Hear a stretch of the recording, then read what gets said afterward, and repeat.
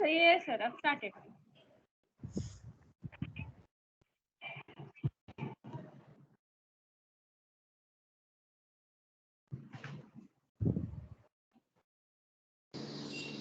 Yes, Aishwarya, please. Yes, ma'am. Venerated President, Vice Chancellor, Honorable Panel Members, and guests of honor, delegates, members from the print and the electronic media, revered guests, members of faculty and staff, coordinators of the convention, and my student colleagues. This is Aishwarya Yogarupa, a student of BBA E-Commerce, second year at ASBM University. A very good afternoon and a warm welcome to all of you to the plenary session of the National Finance Symposium with the theme Economic Turnaround Post-Pandemic Issues and Challenges. Ladies and gentlemen, Dr. Padmanabhan Mahapatra, Professor and Dean of the School of Accountancy, ASBM University, will be the moderator for the session. I shall now take the privilege of introducing the panel members of the session. Among us, we have Professor Prabodh Kumar Hota. Professor Prabodh Kumar Hota, Professor and Dean, Business Studies and Management, Utkal University. His area of interest are advanced business statistics, quality analysis, entrepreneurship. He holds various administrative experiences and positions as head Department of Commerce, Utkal University, Dean, Faculty of Business Studies, Utkal University, Syndicate Member, Coordinator, Center of Study on Unorganized Labor. Was the former President of All Odisha Commerce Association, former Controller of Finance, Utkal University, Chairman, POS and DRC in Commerce, Utkal University. He is also a member of Academic Council, BOS, in Utkal University, ADI University, Shaw University, RG University of Arunachal Pradesh, Barampur University, PM University, and many autonomous colleges. He has published research papers in more than 50 different international and national journals. He has also participated as a frequent member in various TV shows, radio talks, and panel discussions. Ahead, we have among us Sri Naveen Chandra Rajvalia is a graduate from Gujarat University, winning 2 gold medals. Worked as a lecturer in economics in Ahmedabad. Then he joined Bank of India as a direct officer and worked in Gujarat, Mumbai, and Bhubaneswar as executive of the bank. Retired as general manager of the bank. Worked in credit department for over 25 years. Worked as finance controller in a multinational pharma company. Retired for about 15 years after retirement. Then we have as our panel member Sri B.C. Mohanty. Sri B.C. Mohanty is the managing director of Odisha. The Mohanty, with his able entrepreneurial skills and managerial capability, looks after the overall operation of the unit and is supported by professionally qualified and adequately experienced managers and executives in respective areas of operations. Oriclean focuses on training and development of workmen, mostly from the local areas, from agricultural background and processes to have an all-round work discipline and developing their skills, proven their skill by achieving both quality and quantity output. Thank you, eminent guests, for your valuable presence. I now request the coordinator of the symposium, Dr. Padmanabha Mahapatra, to moderate the session. Okay, thank you, Aishwarya. Good afternoon and welcome you all to this National Finance Symposium 2022. Honorable President, ASBM University, Honorable Vice Chancellor and Pro Vice Chancellor, respected deans of different schools, registrar, controller of examination and other dignitaries, all my faculty colleagues, dear participants, and my dear students. Respected panel speakers, Sri Naveen Chandra Ajwalia, General Manager, former General Manager, Bank of India. Sri B.C. Mohanty, Managing Director, Oriclean Private Limited. Professor Prabodh Kumar Hota, Dean, Business Studies and Management, Utkal University, Bhubaneswar.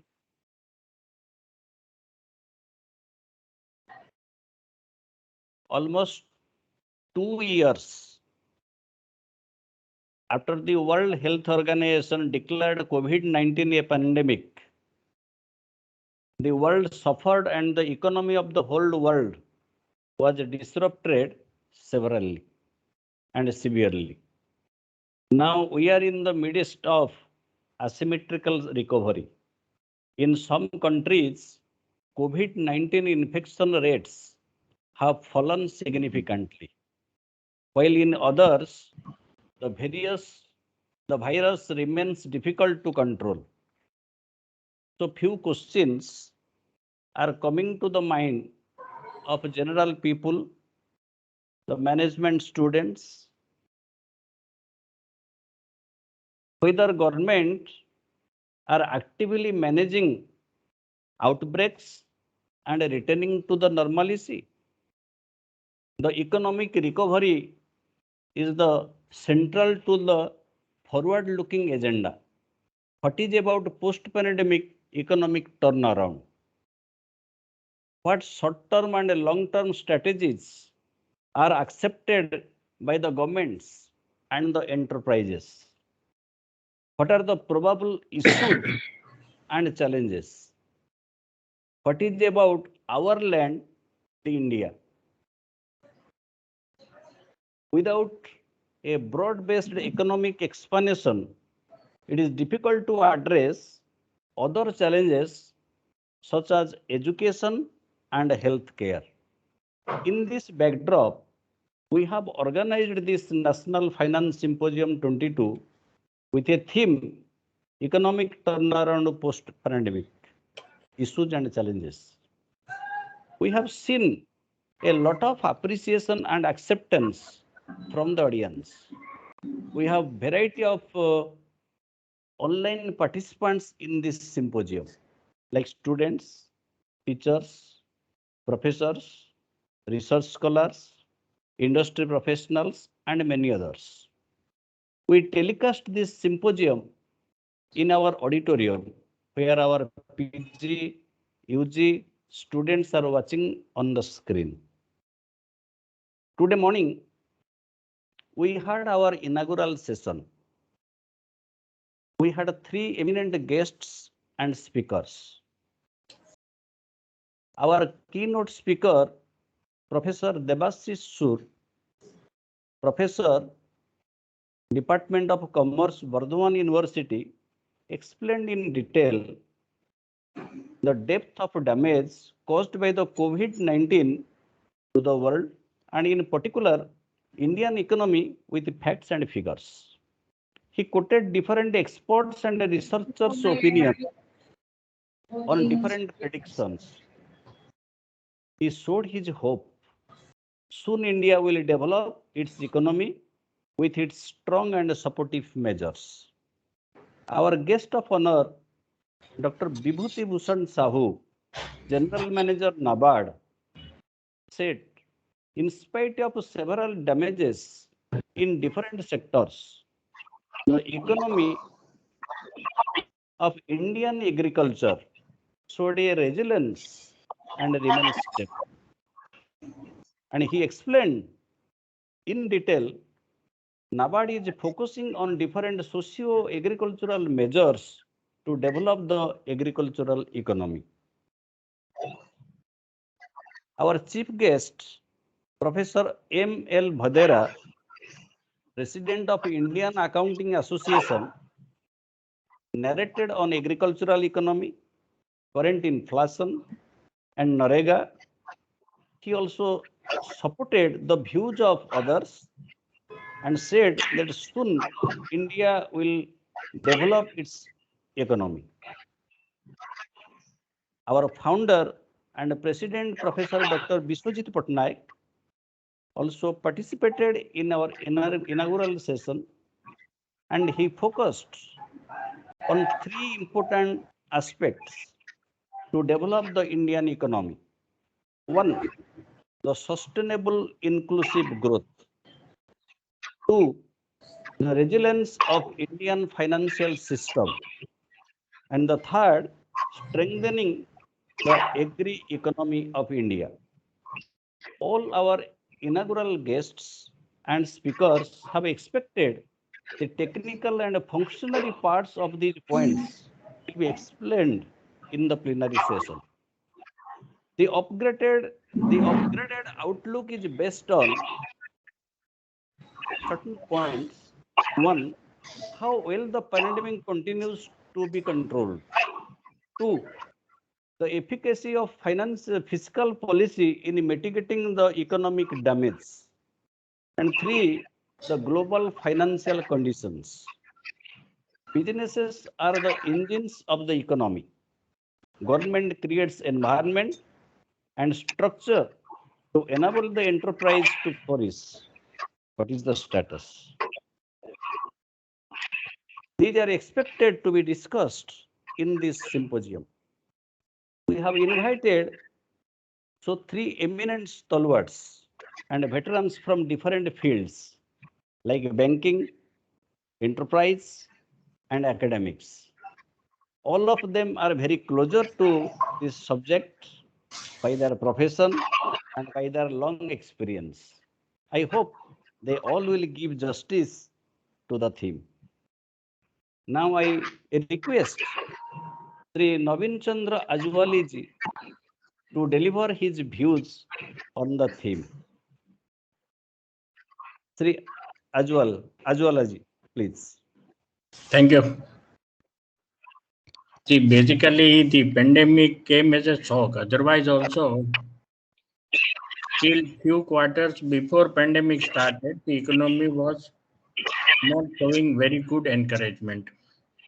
Even the last quarter before start of pandemic was also showing hardly a nominal growth of about 3.1%.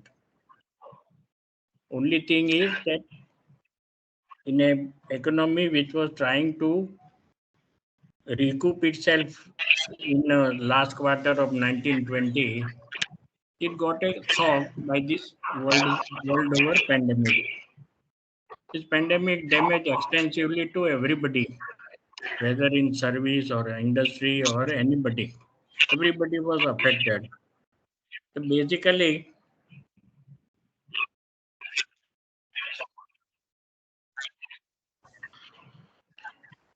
as a result, the first quarter of start of pandemic 1920 and 2021, it contracted the entire economy to the extent of more than 23%. Everybody must be knowing it in your previous session also. Subsequently, some measures were taken by the government, and then the subsequent quarter, the contraction was reduced from 23 to 7. So as a result, all efforts which were put in by the government started putting up packages and all other things. But basically, the revival was attempted to be achieved first by achieving the pre-COVID level condition and then start talking about growth. So basically, the target of revival was to increase the national income, that is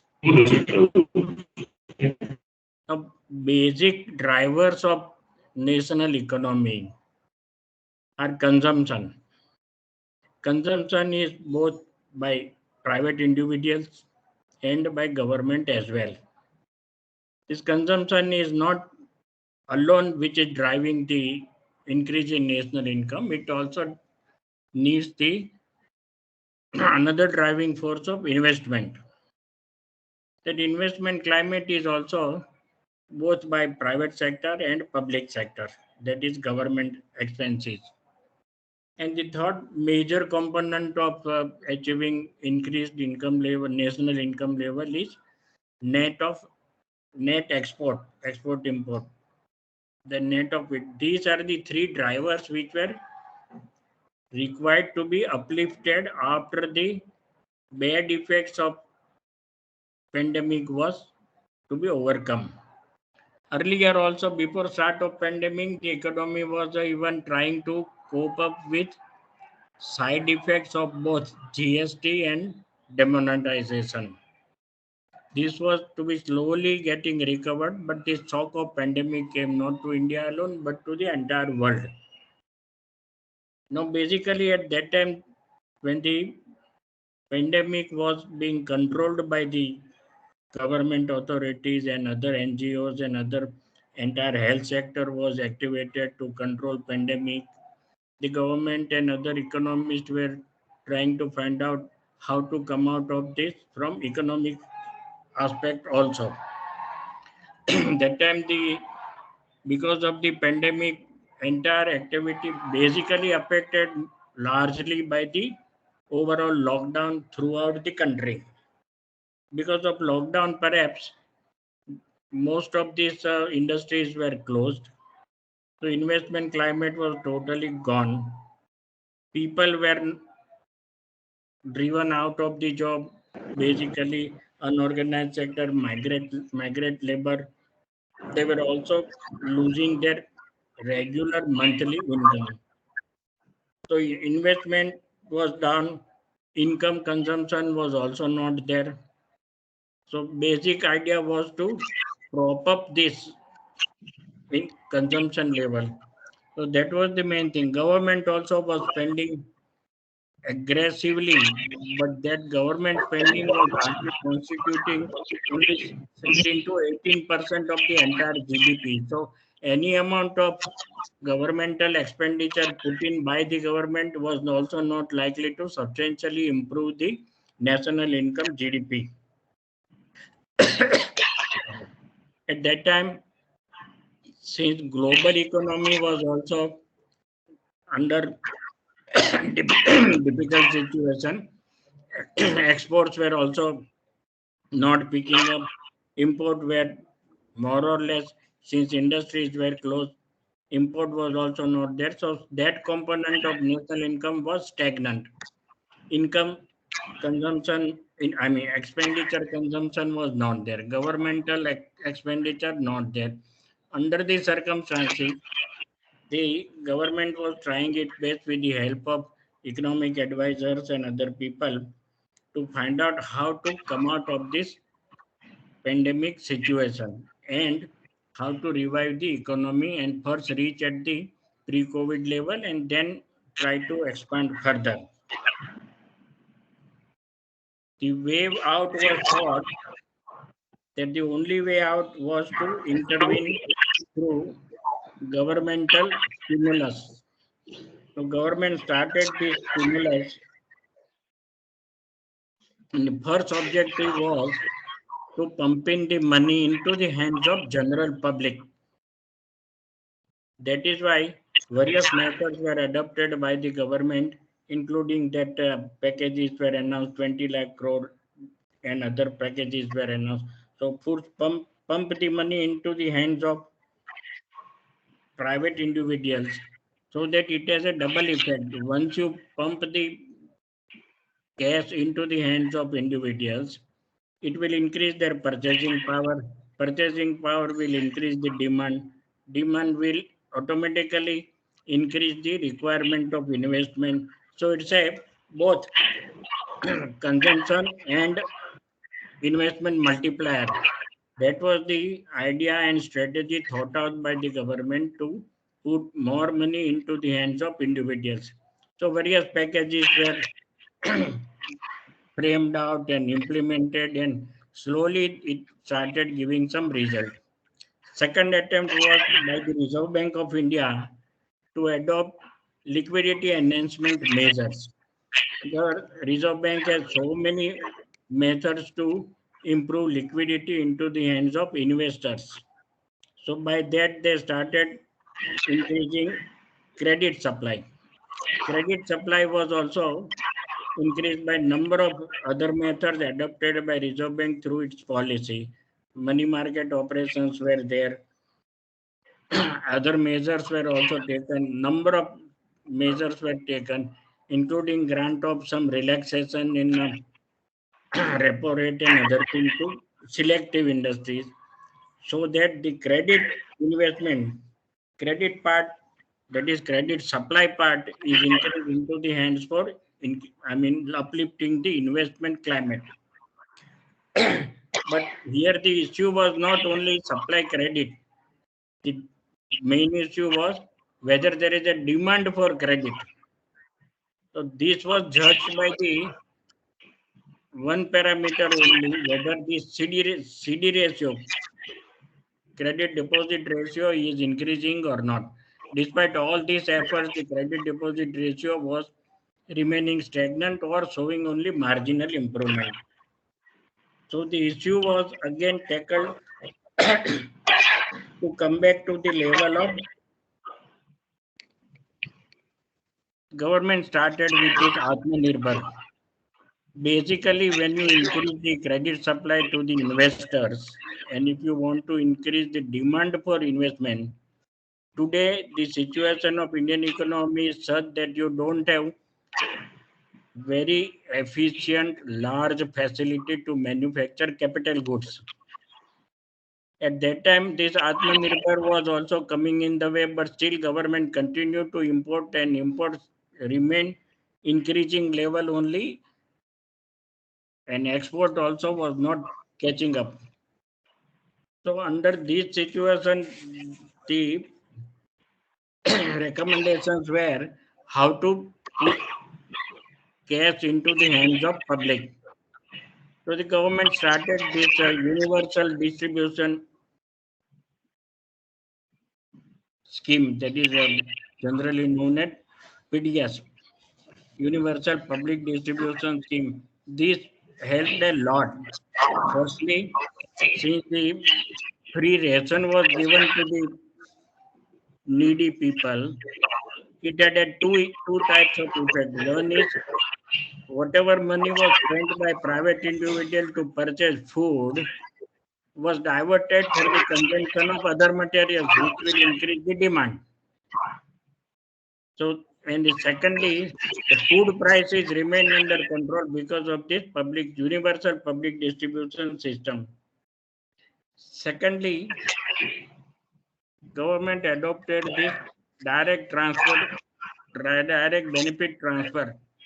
So that was helping needy people directly. Cash was coming into their hands. So which was increasing demand. Demand will increase supply, and climate will improve. Another measure was government started public investment. Public investment was targeted to be increased, and an entire plan of national infrastructure pipeline was drawn. This included housing, road, bridges, and then the major thrust was given by government to monetize the deficit. Only the revenue deficit, if it is monetized, then whatever other expenses are required by the government and whatever cash input is necessary, that would have helped. So entire national monetization plan was drawn by the government, under which this so many assets were put to monetization, and then all these efforts over a period of time, right from start of pandemic to the near ending of pandemic at present, that has been giving result. As a result of this, what has happened today is that I have this figure, except this sector of trade sector, hotels, transport, and commercial activities, except these 3-4 sectors, most of the sectors out of 18 identified sectors, all other sectors have been achieving pre-COVID level position. So as a result, export is also increasing. Export at the February end level was about US dollar 33 billion, but import was continuing higher at $55 billion. As a result, final outcome is that GDP, which was estimated at for the year 2021, that GDP, World Bank had put up global economy to rise at about 6% and put India's economy to rise at 9.5%. Reserve Bank has slightly downward, put it downward to 9.2%. That is the present level of estimated GDP rise, which will take care of not only achieving the pre-COVID level, but also beyond that also there will be so many achievements and growth rate will be sustained later on. Major challenge today is the employment. Now, employment cannot be generated without investment. We have a government agency doing all this public investment, but still private investment remains hardly 15 to 20% of the total investment of economy. So the investment climate is improving, but it is not sufficient to generate enough employment required by the employable people as of today. Major problem is with the population. Despite generating number of employment every year, the addition to employable number is increasing more and more because population is increasing. The government must be considering some measure and adopt a population policy whereby they can at least stop this thing. Otherwise, employment will remain a problem with increasing population every year. More than the increase in population, increase in employment number, the population is getting added. So this is one thing. Plus, we have a wrong notions publicized by the government, publicized by the politicians and all other things that only government service is the job employment. Whereas we have number of private engineering colleges, government engineering colleges, IITs, which is industrial training colleges, we have medical colleges, we have so many other colleges where self-employment is generated. But individual perception is that the job employment is a government job only. So that has to be removed from the minds of people, and then self-employment has to be continued. It has to be increased, and then it will increase because once the investment increases, self-employment will also increase. Second problem will be faced is the inflation. Whatever increase in national income nominally is there is wiped out by the increasing inflation, so that real income remains stagnant or reduced. So inflation is a second challenge, but in the growing economy, you cannot stop it because today's inflation in India is not structural. It is only revenue deficit induced. Once the revenue deficit goes down, this inflation may also come in control. But presently, the inflation is increasing and it will continue to increase till revenue deficit persists or is getting controlled. This is what it is, gentlemen. Okay, thank you, sir, very much. Now I request our next panel member, Mr. B.C. Mohanty, sir, to address the assemblies. Good afternoon, all. Thank you very much, Professor Mahapatra, for giving me this opportunity.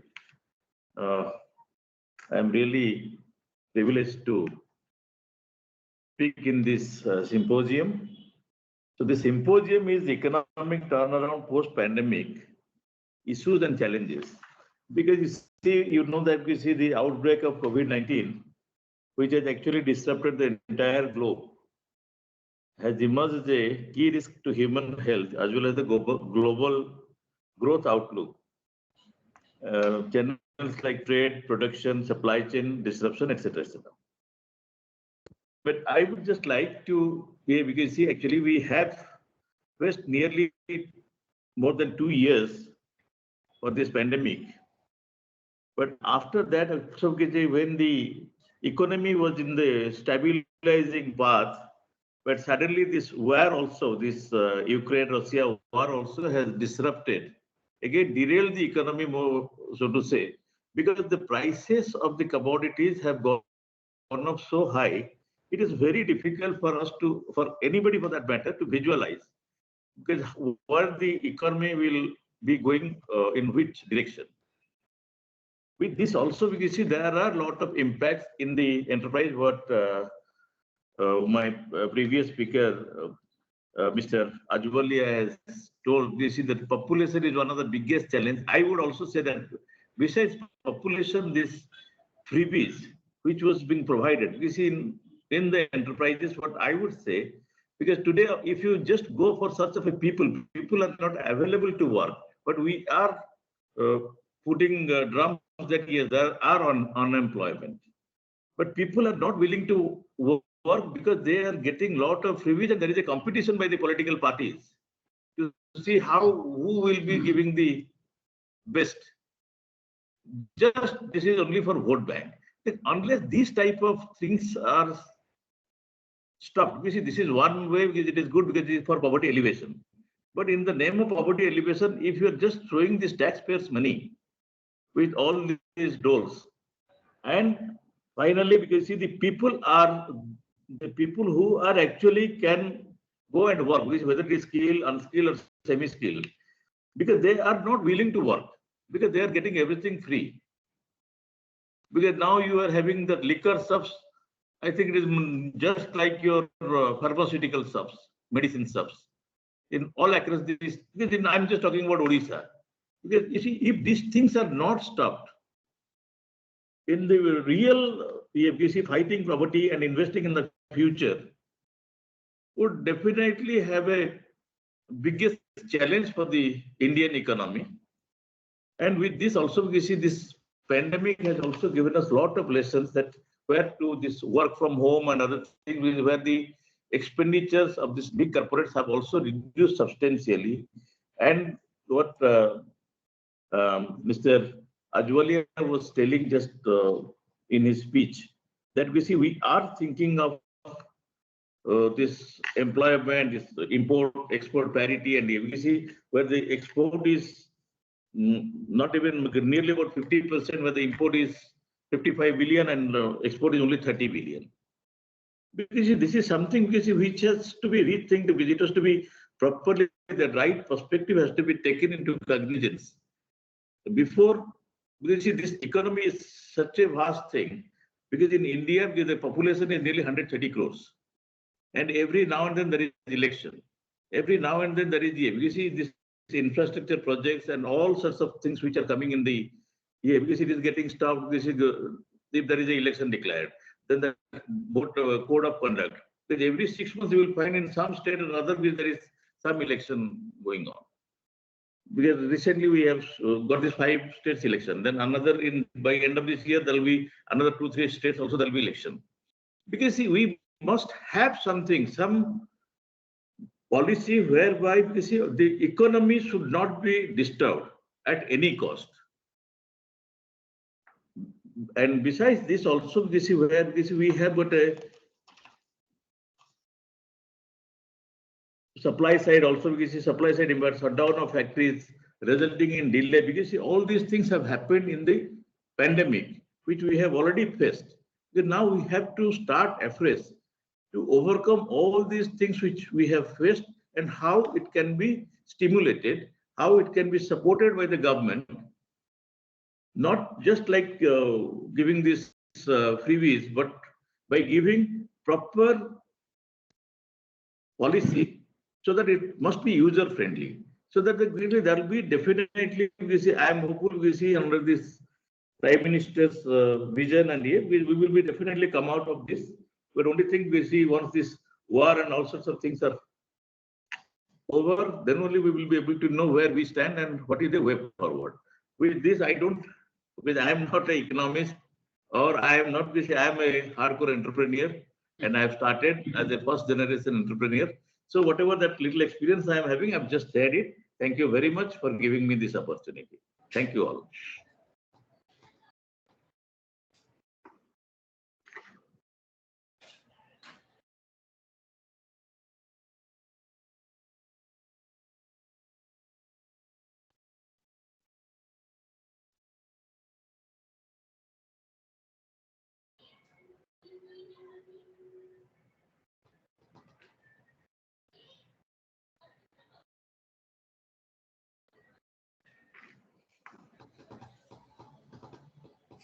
And Dr. Mahapatra, because I don't have anything to add on, so you can just go for the next speaker.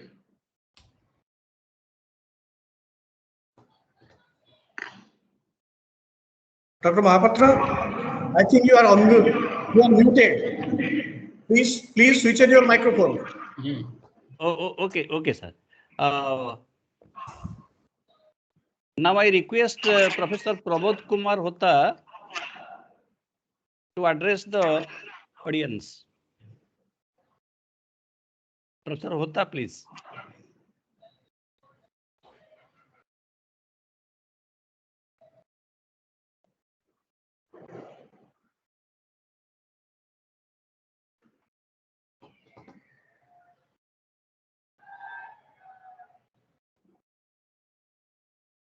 Am I audible, Professor Hota?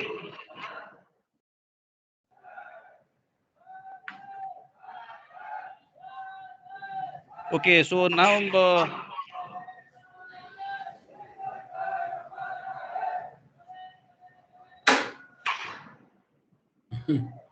okay, now I request our participants to write the questions what is coming to their mind to ask to our panel speakers. So they should write in the chat box, please.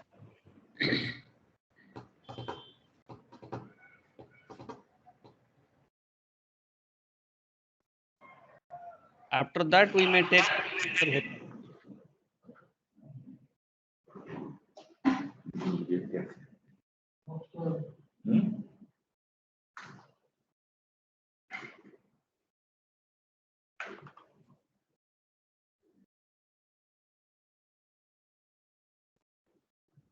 Okay, Mr. B.C. Mohanty, sir. Am I audible, Professor B.C. Yes. Mohanty, sir? Yes. Yes, yes, okay. please. Okay. One of our participant is asking a question that the distribution system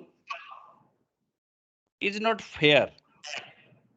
And what exactly you have said, that's in your opinion also, and you have also said certain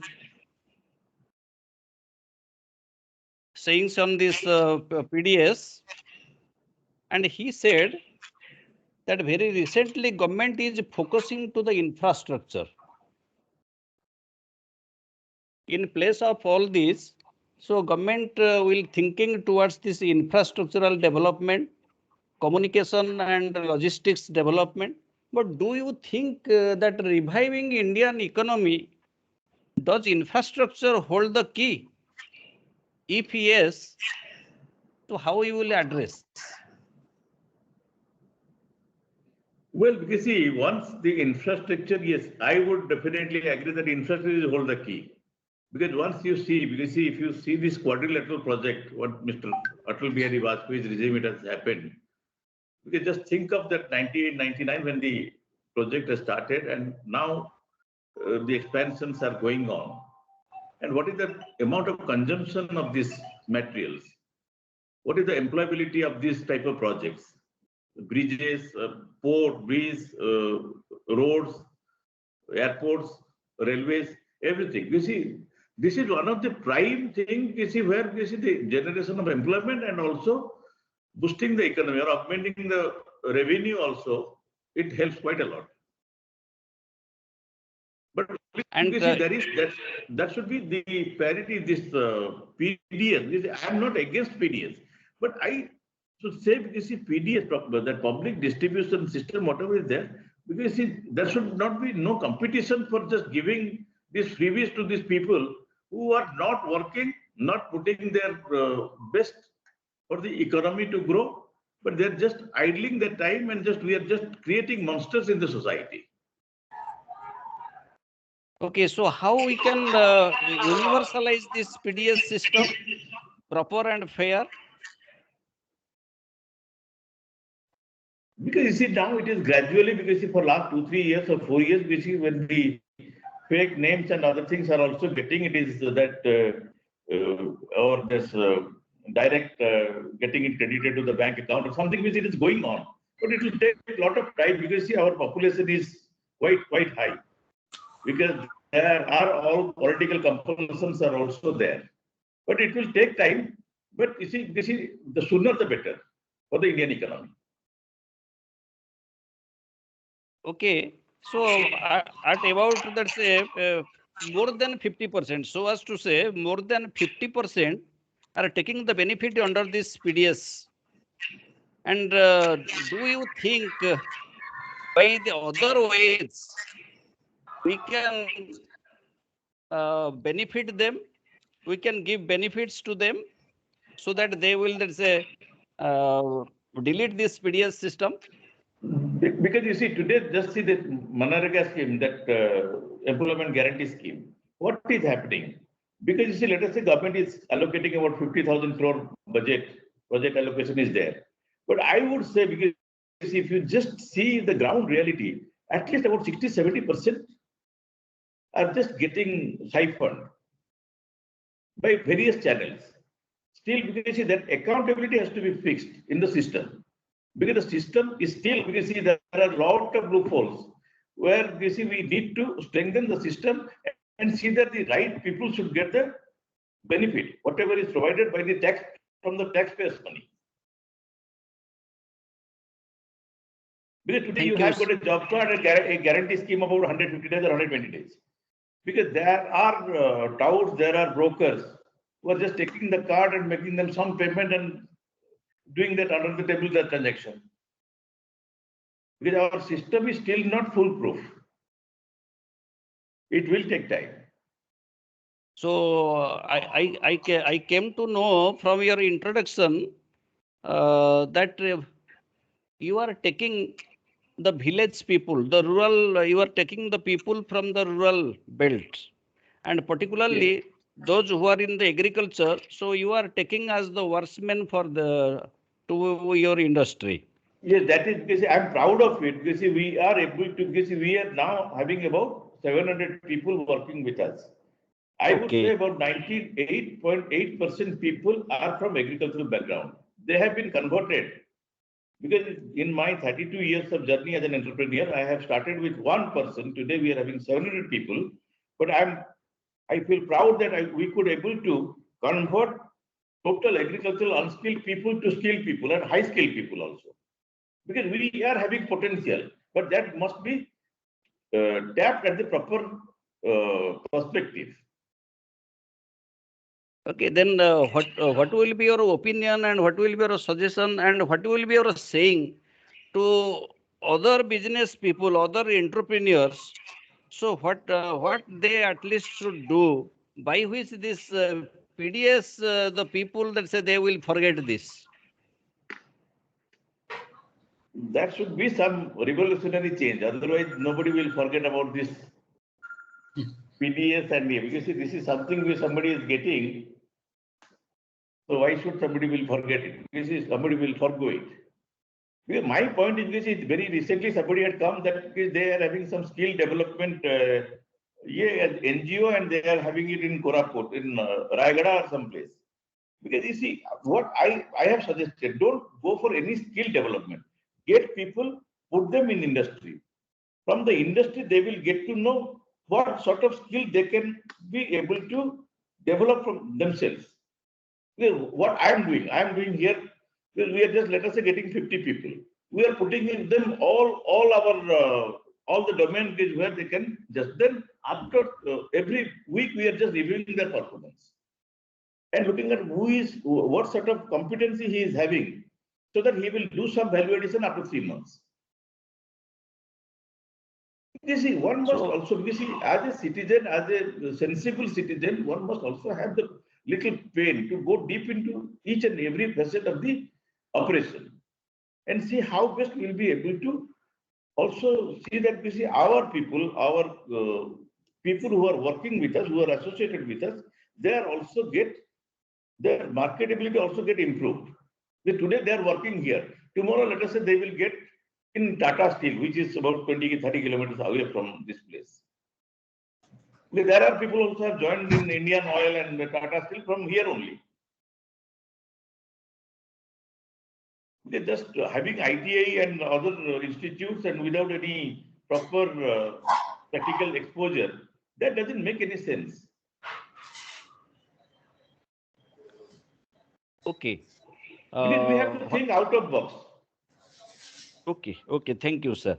So, what will be your opinion and suggestion on development of agricultural economy in spite of this COVID drawbacks and strong, let's say, hammers? The agricultural, let's say, economy becomes stable. But what should be your opinion at this particular stage, by which it will share a lot to our, let's say, Indian economy? But Professor Vishwanath Patnaik has already, in the inaugural session, has explained. Because see, there is always definitely, we see agriculture is the backbone of the nation. So we must see how we see all this NABARD. We see we have to create that belongingness. Because see this thing. We see now what is happening. Because we have also set up the industry by taking agriculture and converting it to homestead land. Just set up the industry. Because why? Because the agricultural income was so low because the people are interested to sell the land. And we don't have that market potential also. Then we don't have the research. Because these agricultural departments and EFTC, they have to come forward and see. Because see, that R&D is very much required to educate the people who are actually in the field. But that is not happening. Because everywhere there are loopholes. Because one must think, what I have told you just a few seconds back, you see, one has to think out of box. It is area specific, has to be, we have to go to area specific. Because this is a black soil. What sort of agricultural product can give more dividend, more yield, and the people's economy can get improved? Why people are disinterested for agriculture? Because they're interested to sell their land. If they're just getting some good prices, they're selling their land. And the warehouses and industries are coming up in those lands, in agricultural lands. And I think that is unfortunate, sir. No, that is really unfortunate. Okay. Because that is why we are every day we are taking chemicals and pesticides.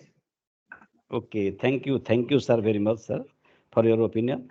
And particularly, so as because let's say you are in industry, so that this particular question, let's say I am thinking that it will be befitting, let's say for you, one of our participants has raised a question on this, our SME. So SME plays a very vital and crucial role in the economy. And at this juncture particularly, what will be your opinion for the development of this SME? And what will be about the capital flow? And what should be the, let's say, government's role for the development of this SME, particularly in this juncture when we are at the stage of recovery?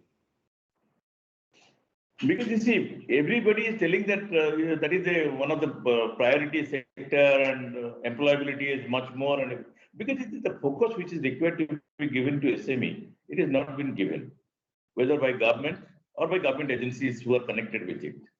Because SME is something, because see, this is again micro, small and medium industries. Because see, that is MSME, sorry. Because see, then we have also having separate ministry, everything is separate. But you see, the focus is not yet given to see that, you see, how to revamp that sector. which is actually very few states like Gujarat, Maharashtra, Tamil Nadu, and MDC. If you see the balance, 80% states, the MSME are in doldrums. Particularly if you see Odisha today, because SME, how many SMEs are running? And all are having different problems. And the people, this bureaucracy, they have got this negative attitude. This is only in all meetings and symposiums, they will tell that it is contributing the highest in the economy and all these things, but it's in the ground reality, it is not happening. Okay. But one must actually think, because SME is something, because one must actually think, because it must go to percolate to the ground and percolate to the top level also. This is the area where lot of potential is there. It must be tapped at the proper, at the most earliest. Because particularly this pandemic has actually shattered the whole MSME sector, that SME sector. So government is providing some sort of incentives, particularly from the formation stage to capital stage. To be frank with you, these incentives are nothing. Then you just go run after the incentives. Then your productive time, you're just losing just to go after it. You give this paper, that paper, this paper, that paper. So all your productive time is getting wasted. Government should create facility, create infrastructure so that SME will grow and SME will develop. So we can generate employment. We can also augment our revenue, augment our economy. Okay, sir. Thank you very much. Now, my next question will be to Sri Navin Chandra Ajwali ji. Sir, particularly in the credit sector, you have worked at about, let's say, 25 years. So the non-banking financial companies, so they play a very vital and crucial role in the development of the nation, and particularly that's in the promotion of the corporates and promotion of the small scale industries, particularly this MSME sector. So they play so a very dynamic role. What will be your saying, sir, on this national, that is your NBFC? See, basically NBFC is in the origin of number of today's big companies. Say, for example, this Kotak Bank started with NBFC only. It was a small NBFC, Mahindra. Then this CAT company also started this NBFC. They all started with small NBFC. Today they have grown to a level where they can also carry some impact on the financial sector. The NBFC as such, we had two different types of experience with NBFC. There were NBFCs which have failed and cheated the people also. There are NBFCs which have grown very healthily and helpful to the people also. So, but NBFC is an intermediary step between a private entrepreneur and a public enterprise. Most of this bank will be this Kotak Mahindra Bank, I remember. Then the CAT Tires had also NBFC. Today major NBFCs today, Spectrum and all other NBFCs, they are trying to vie for the conversion into a small bank. So they have been following all discipline prescribed by the Reserve Bank. They try to help the people. They have norms slightly relaxed to help the private entrepreneurs. So they will have a dominant position as long as the present climate of banking sector continues. Present climate in the banking sector is that most of the nationalized banks, they are averse to entertain small people. Even though government is announcing number of measures for SMEs and other things, people get fed up with the delay, number one. Then the decision, type of decision taken, terms and conditions prescribed, whereas NBFC has a flexible approach. So as long as health of the NBFC is good, it will continue to remain dominant position in financing small sector. Okay, thank you, sir. The health of the NBFC are good in your opinion. So at this particular juncture, when we are at the recovery stage, what specific there's issues and challenges they are facing particularly? Now, fortunately, those who were these black ships in NBFC, they have been already wiped out. So whether recovery of economy after pandemic or no, the most of the small NBFCs which were black ship, they have been wiped out. Only the healthy ones are surviving today. So, and they will have to prosper and they intend to prosper. So they will definitely contribute to the revival. Forget now revival because that revival part is over. Once you have achieved pre-COVID level, that revival is already done.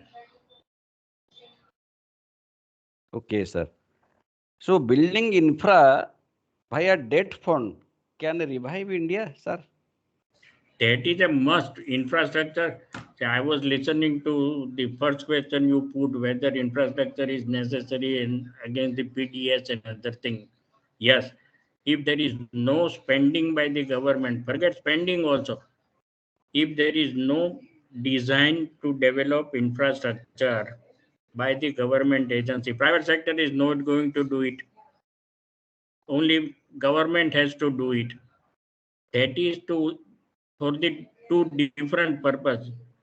If the roads are constructed, bridges are there, railway facilities available, airports are available, the first thing is that it creates an employment potential, number one. It improves the supply chain management for the manufacturing sector. And then finally, whenever any infrastructure spending takes place, it creates an asset. So asset base of the economy is also improving. So there is no doubt to be made about the wisdom of government to spend more and more money for development of infrastructure. That is why entire infrastructure pipeline is there. Say for example, this road construction, that government has a fantastic idea. They started on the road the landing facility for aircraft also. Okay, sir. Now that motor car is now electric motor car.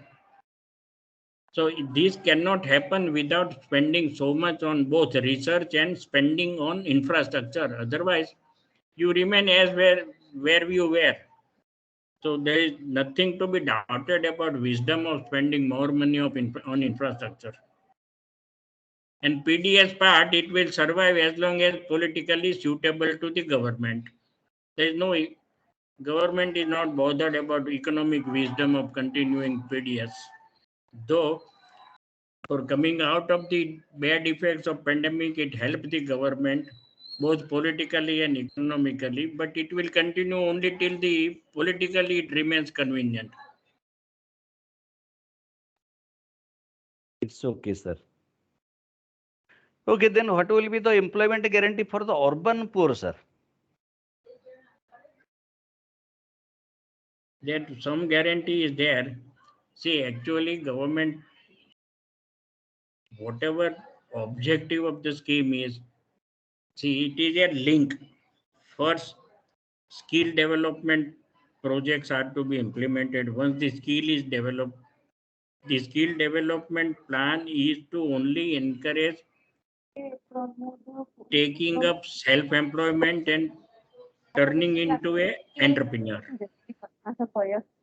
Now, if there is a guarantee, of course it will help, but then looking to the large size of population, government will have limitations. So what you You are cannot give expecting, sir? 100% guarantee Okay, to all okay, who sir. are wanting to be. Sir, what you are expecting from the entrepreneurs on the skill development? Skill How they can, development. let's say, promote this? Because many a times people are unaware, so that they are living there, let's say, place and visiting other places to, let's say, earn. And many a times they are dependent upon these PDS. Why? Because they are not aware many a times. Entrepreneurs are telling that say they need that say people, but people are not available, and people are also not aware about that. No. This gap is a perception gap only. If any entrepreneur says he does not get good people, then he has his own prescription for good people. There is an ample number of people available who have trained themselves for work. They are ready to work, put in hard work also. Only point is that the entrepreneurs want particular prescription for his requirement. Otherwise, skill development program has to succeed and has to be implemented. Okay, so sir, Most of finally the that's state governments are running an industrial training institute. What do they teach there? To become a carpenter. so To at the become government level, so that are done. So do not that that is done by government. Yes. okay. So at the government level, so those are done. Do you not that say think that say the entrepreneurs that say they should also promote such type of that say programs for the village poor and the urban poor? If they have a mind to do so, nothing prevents them. What will be your opinion and what will be your suggestion to them, sir? Selectively, they go on doing it. Knowingly, unknowingly, they do it. Okay. But So, say sir, government has introduced this scheme, apprentice scheme is introduced by government that each industrial establishment has to employ 15% of their total strength to work as an apprentice. This is a subsidized scheme run by the government that you in your industry you employ one person. His salary 60% is borne by the government, 40 or some percent is to be borne by the entrepreneur. This is for a period of 6 to 8 months. At the end of the period, if the entrepreneur finds that this man has sufficiently developed in a skill, he can absorb him in the employment, or the trainee goes to some other enterprise where he is required. So sir, now after your super, most of the establishments are they have to implement it. Whether they are doing it or not is optional for them. But in government concerns, this apprentice scheme is compulsorily implemented. okay, thank you, sir. Sir, after your superannuation from the banking industry, so you have worked as a controller of finance in a multinational, let's say, pharma company. And Yes. you have also worked in a charitable hospital. So for more number, let's say, you see, for a very significant, let's say, number of years. So looking at this, one of our participant is interested to listen something, let's say, from on health care, particularly at this juncture, when we are at the recovery stage. No, healthcare hospital. I worked for about 3 years in one charitable hospital, which is run by the government with the support of government, having about 1,300 beds for only heart treatment. This is only heart treatment for the heart only. So that hospital was specialized for that, run by the support of a government, but promoted by a private pharma company. So Okay, there okay, the sir. healthcare, what exactly wants to know healthcare, the strength of healthcare industry today got exposed during what we saw in during pandemic period. That means he is We interested to know about the cash, that is your flow of capital It's to a the capital healthcare intensive industries. industry. Whatever level of clinic a private doctor wants to develop, he can have that. There will be a supply line of credit available from the bank also. Government is spending extensively on healthcare. If somebody sees this Ayushman, their scheme for 5 lakh rupees for any person, poor person, 5 lakh medical expenses borne by the bank per year. If he gets heart operation for 3 lakhs in 2021, again in 2023, if he has another ailment, he gets another 5 lakhs. 5 lakhs is every year. And that is fully borne by the government. Okay, sir. Okay, sir. So now I request our next panel speaker, Professor Prabodh Kumar Hota, to address the assemblies.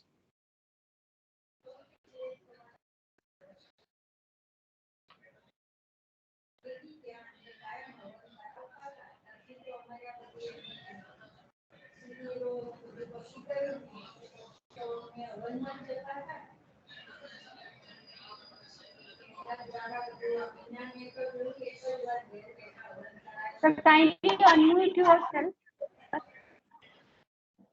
Mr. Prabodh Kumar Hota, kindly unmute yourself. We can hear you.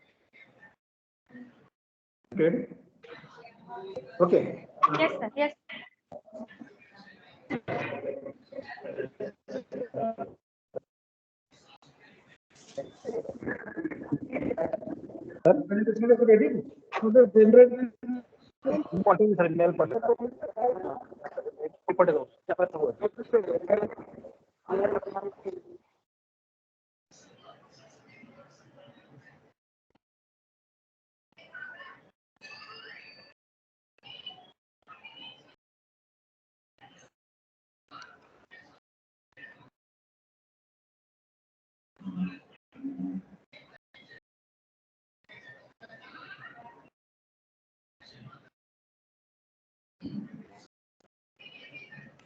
દોઢ કલાક થઈ ગયા, 2 કલાકનો programme રાખ્યો છે.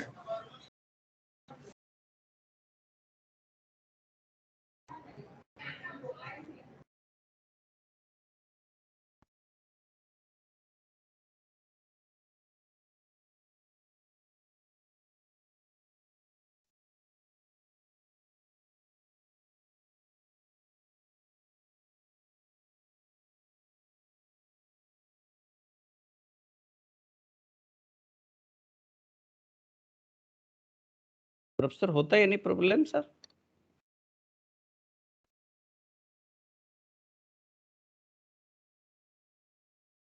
Hello, am I audible, Professor Hota?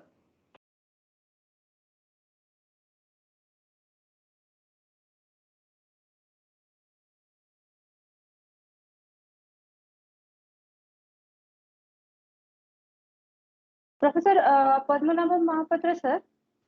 Can Madam, I please. send the feedback form, sir, link to all? Yes. Thank you so much, sir. Sir is trying to join, but because of his network problem, I suppose, he's unable to, connect. Okay. He is here still. I think he is logged out. He will come back again, sir. So by then, I'll be sending the feedback form for the attendees who are attending this symposium. Okay.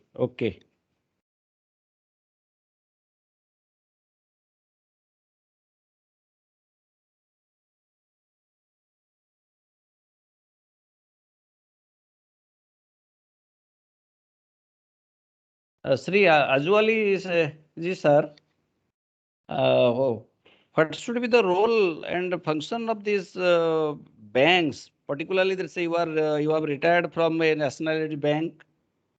So at this particular juncture, when we are at the recovery stage and the developing sector, so they need money, and the SME, so they are also in need of, let's say, capital, and particularly in the agricultural, let's say, economy. So because of this long term, let's say, lockdown and shutdown, so there also insufficiency of working capital.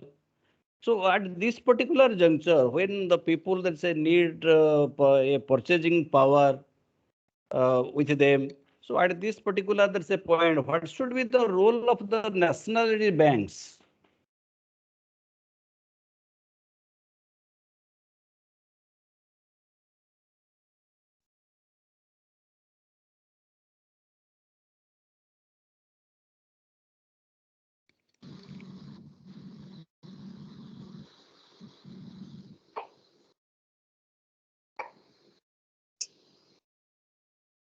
Professor Ajwale, sir, please unmute yourself. Hello. Yes, sir. Yes, sir. At the international level, bank has to follow very rigid standard of recognition of non-performing assets. At the local level, we want all relaxation. in between, Reserve Bank is trying to strike some balance for the bank also. But as far as agriculture sector is concerned, I don't think nationalized bank has any complaint against them, because all nationalized banks have been helping agriculture sector, and fortunately agriculture was the only sector which was not very badly damaged due to pandemic. So that sector is well taken care of, and I don't think no nationalized bank will refuse to help agriculture.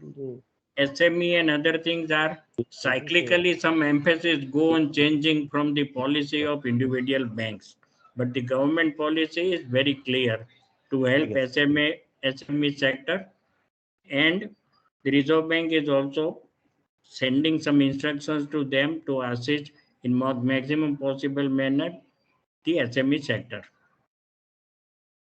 The problem arises when you expect bank to be charitable, then the problem starts.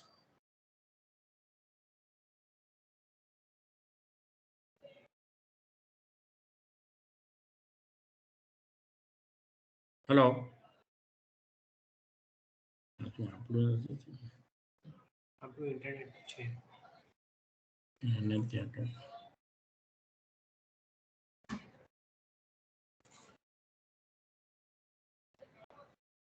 Dr. Mahapatra? Sir. I think Dr. Hota is unable to join. Is it so? Professor Hota is unable to join, and he is also not receiving the telephone call. Okay, if he is unable to join, I think there is some network problem. Okay, Then, sir. if other questions are there, fine. Otherwise, you can close. Take some more questions. No, sir. Thank you very much, sir. We don't have some more questions now with us. Okay. Okay. Now it is over to Aishwarya.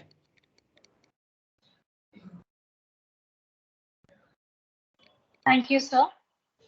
I would now like to request the coordinator of the symposium, Dr. J. Sain Mohini, to please propose the vote of thanks. Ma'am, please. Thank you, Aishwarya. Very good evening to one and all present here. It's a moment of pleasure to propose vote of thanks on this occasion. On behalf of ASBM University, I extend my sincere vote of thanks to the panel members, Professor Prabodh Kumar Hota, Professor N. Ajwale sir, Professor B.C. Mahanti sir for delivering the session and providing us insightful inputs. I also convey my heartfelt gratitude to the guests of our morning inaugural session, Professor M.L. Vadera sir, Professor Vibhuti Bhushan Sahu sir, Professor Devashish Saur for providing valuable inputs. I extend my heartiest thanks to our beloved President, Professor Viswajit Patnaik, Vice Chancellor, Professor Kalyan Sankar Ray, Pro Vice Chancellor, Professor Falgu Niranjana, for being continuous source of inspiration.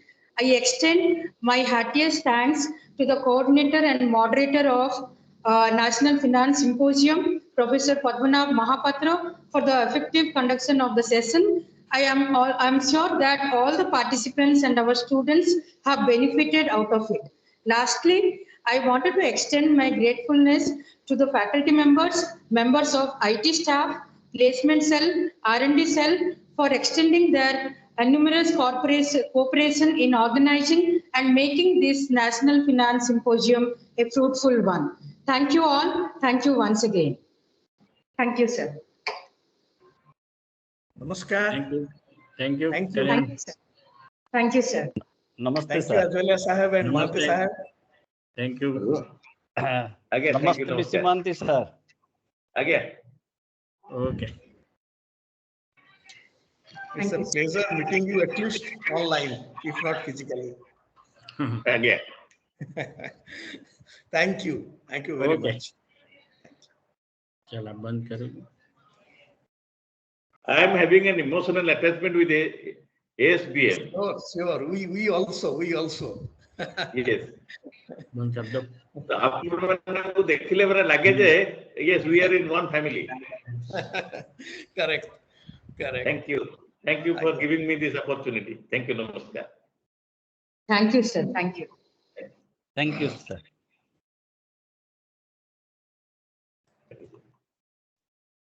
Ida.